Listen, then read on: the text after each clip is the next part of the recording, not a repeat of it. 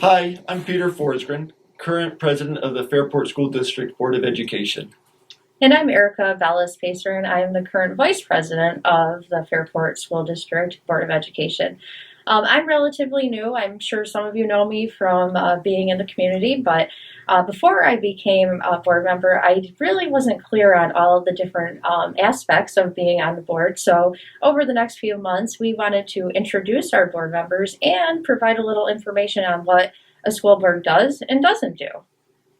And it's similar with me, but I've been on the school board now for 10 years. My family and I moved here 20 years ago. At that time, we had 3 kids, all of which have graduated now. But in the meantime, we added 2 additional children. One is in 11th grade, and our final child is in 9th grade. And I had a background in education. I never did teach professionally. I went on and got a master's degree emphasizing state and local finance, and that's the skill set I bring to the board. So I also live in Fairport and have been here for, gosh, I think over 10 years. I have 3 kids. I have one at JP Middle School and 2 at the high school. My kids are very different and have different interests, so I feel like we're all over the community and the school in terms of programming. And I originally started off as a special education teacher in Rush Henrietta, and from there I moved on and ran some education programs. I actually did training for schools across the state on options for students after high school with disabilities.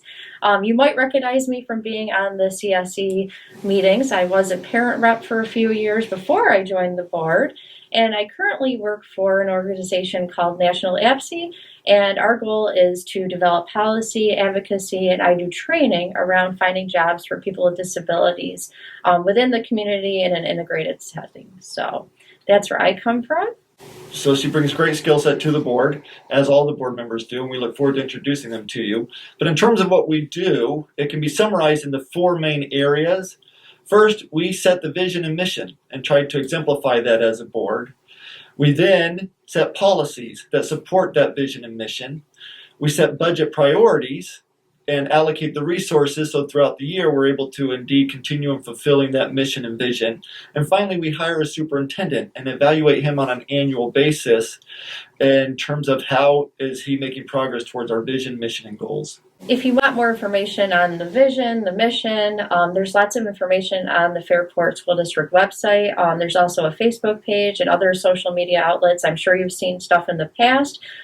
We do set goals in short term, both long term and short term, that help move the district forward. But we did want to just talk today a little bit about the COVID current situation and our appreciation for all the staff that is moving things forward and really making sure that our kids are staying in school. Pete, I know you probably have some other things to share. Well, that's just the emphasis. Despite the vision, mission, and all the goals we have set, our first priority right now, keep the schools open. We're grateful to the community for all the support that you give and dropping off students more often than needed, picking up your children as well, mask vigilance. We're grateful for our staff. They're putting in so much extra effort to fill in where staff is out. We have significant staffing shortages. So we will get to goals at another time, but we just wanted to thank everyone in this current situation that we're able to move ahead, think of what is best for our children, and keep the schools open. Thank you.